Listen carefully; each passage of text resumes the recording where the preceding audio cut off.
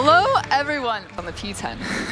Well, you take the P10 if you want to really role play the secret agent, of course. The shotgun is for making those rotation holes, making sure you have a great place to fall back to if you're getting pushed too hard on an objective.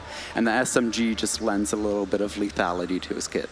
The P10 is very secret agent. Was that intentional? Everything seems to work really well with Warden, yeah. It seems that way, yeah. And then his secondary gadgets is the barbed wire or... Let's meet the guy in the tie, Warden. Fresh off a stint with the United States Secret Service, Warden is a dapper defender who accessorizes with his glance smart glasses and a snazzy statement watch. When things start popping off, Warden can switch his glasses on to accomplish all of the following. Number 1, make himself immune to flashes. Number 2, remove any flash he is currently affected by. Number 3, give him clearer sight through smoke. And number 4, add some high-tech panache to his I just killed you screen. You can manually deactivate the glasses or wait until they run out of juice and need to recharge. Either way, there is a fixed cooldown before you can activate them again, but there's no limit to how many times you can use them in a match against any smoke and flash party that the attackers try to throw. If Blitz gets frisky or Ying lights up a whole mess of candelas, Warden will be having none of it. Even Glaz will have to think twice about setting up behind his precious smoke screen, though he still has an edge on Warden with his bigger scope and thermal detection. Note that the smoke filtering feature on Warden's glasses is less effective if he's moving, so picking smart angles and repositioning quickly are vital to making the most of his gadget. Super close, you'll actually be able to hear it, yeah. Okay. And is he just a sitting duck to IQ? Can IQ just always see where he is? Because I'm guessing he can't just take off his smart glasses and put them in his pocket. So IQ will be able to spot him out if he's actually using the gadget. Oh, so when they're turned off, they're not transmitting. That's right. Awesome. So did Warden know about IQ before he joined Rainbow? I think it's more like good battery usage. Makes sense. Yes. It's a USG as well as a very special D50. That's right. So the D50 now has the option to come as suppressed, which kind of fits well with her kit. So let's say that I'm picking Nook, which honestly I probably am going to.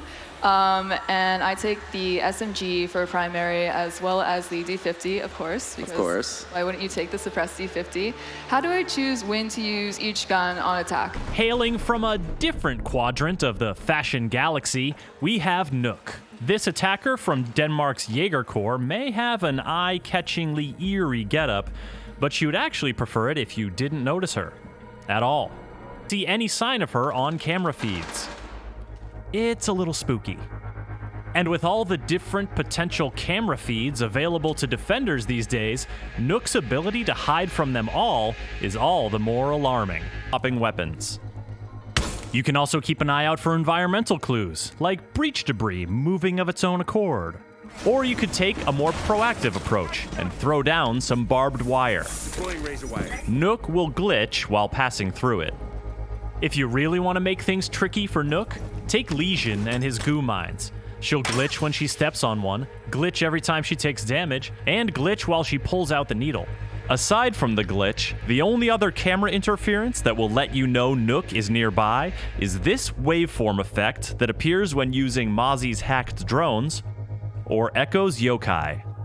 Every other camera will have a hard time seeing, and your ears will have a hard time hearing this medium speed, medium armor attacker.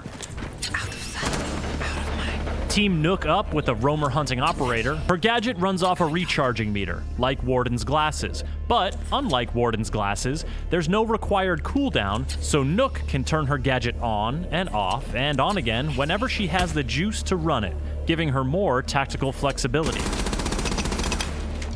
And activating her gadget doesn't require her to change weapons, so she can continue wielding her primary, an FMG-9 submachine gun or 612 SD shotgun, is to make sure you know where she is at all times. So you want to bring out barbed wire, you want to place it in front of cameras so that she does glitch or she has to deal with that gadget or move away from it. So operators like Frost or Lesion? Trap operators are great too. If she steps on a goo mine, she's starting to glitch until she removes it, and Frost, of course, is great too. And we can see Clash on the screen right now. How does Clash counter her? So Clash is twofold. You get intel. You can see Nook even when she's as a person roaming the map. So if you can get eyes on her, that's great. And then if you start tasing her with a shield, she'll light up on the camera as well. Yeah, what does that look like? Do Clash players have to bring a pair of sunglasses now against Nook? No, it's perfectly fine. All right, awesome. So that is Nook. Again, she's a very dark, mysterious, terrifying character. Yes. I can definitely see her silently stalking you in the night. Past experience, like for the 3 years making map, and then looking at older maps like Cafe and see what we can do to improve them to like have it to our expectation. Right. And you've been here since the start, so you've had 3 years of experience to draw on to improve Cafe. But Mehdi, I'm used to playing on Cafe the way that it is now. So as a player, what needed to be changed about Cafe, and how is this going to affect my playstyle? Okay, Cafe was already pretty interesting. Some objectives were a bit weaker than others, so that's the first thing we wanted to figure out. And also some of the layout change that needed to be done to be sure that these objectives would be more viable. Yeah, that's pretty much. And as we can see in the video playing right now, it seems like that's not all the changes. Cafe looks like it's gotten a fresh new coat of paint. Yeah, we looked also at old thematics we had, and we have new text now, and we wanted to improve some of them to make it like more memorable. And there's a lot of wood paneling everywhere. Tell me about that. Yeah, that's the thing we wanted to make the destruction behavior more consistent. Like, have you seen in maps like Villa, everything that's made of wood now, we want players like to know what's going to happen, like know the behavior. So the big bar we had on the 3rd floor, now it's like fully destructible, so people can use it, poke holes for attackers, defenders. So now you don't like have this question in mind, like, can I use this? Can I not use this? Is this destructible or not? Yeah. Am I going to shoot it? And then my teammates are wondering what I'm doing. So I think we're going to see a theme here where there's all of this wood, and it's going to give players more options to open up the map. And I think that's the direction that you're going with Cafe. So let's start breaking down the map in a more technical way, and we'll break it down floor by floor. We'll start with the 3rd floor. On the screen, you'll be able to see the tactical overview of the Cafe, 3rd floor Cafe rework. Tell us what's changed here, Mehdi. Okay, so the 3rd floor is a really, or the stairs. So we didn't want to like change the design of hatch. We could add a new window, and from there, wow, now we have like different entrances. And you mentioned that attackers are, of course, benefiting from these new ways to attack onto the objectives. Is it mostly just attackers that benefit, or can defenders also take advantage of these new balconies? Yeah, it's something that's not really. It's something that we wanted to make it like so it fits with the overall design of the map. So attacker can use it, defenders can use it, but not only for this objective. We want people to use it like for defending 2nd floor, defending 1st floor, attacking. It's really like something that's now part of the integral design of Cafe. Awesome. So everyone benefits. Yes. And it also seems like your play style is not really affected too much just yet. I mean, no. In this case, it's going to play mostly the same.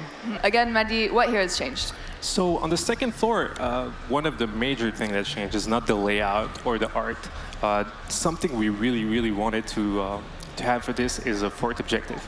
So we had to figure out which rooms could combine to make an interesting objective, like with rooms that had like nice connection.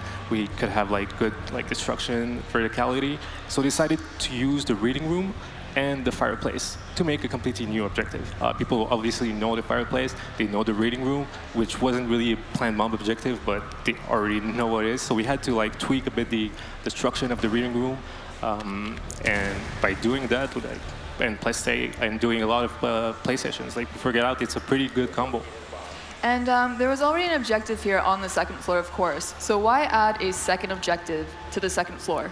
So adding a 4th objective mostly is having another objective is better, of course, but also for people playing like in different levels, having another objective means like a new strat you can work on, or if you feel like another View of the 1st floor on the screen. Mehdi, walk us through the changes. Yeah, 1st floor is what we first started working on. The first thing we wanted really to figure out was what do we do with the breakthrough objective. it's like an objective that was kind of problematic and we really wanted to fix. So the first thing we did was take the objective from the bakery and place it into the kitchen. So what this does is that players now have to actually commit into the building. We didn't really like the gameplays of people like staying outside the bakery and then like people getting run out, and like it was like the same games after game. So that was a no-no for us. So by doing that, we decided to like reshape the layout of the kitchen, and we made it slightly bigger, and we also like changed the flow of the main floor so people have to go through the main entrances, which wasn't really used too much. So that was where like a good amount of the changes were. And so people being able to dance outside of the bakery kind of endlessly waiting for something they can take advantage of, was that the main problem with this first floor objective? Yeah, that was one of the main problems, which was like really annoying. Be changing it, yes. Crowd is loving it. We're bringing in the new ranked guide so you can follow your progress, you can see the rewards for the coming season, and you can compare yourself to your previous seasons and how you're doing with the rest of the Rainbow Six community. And I know the answer to this, but what modes can we play in ranked? It will be bomb only now. You can browse some of the new items that are showing up. You can still look at the old categories, but overall it's just a much prettier way to get. Talked a bit about it at the SI. Now we're ready to drop the new glass where you have to remain stationary if you want to highlight your enemy or see through smoke. As soon as you start moving around, you'll lose that ability, and that refocuses him on a more Overwatch kind of character who can protect instead of being that entry fragger that he wasn't.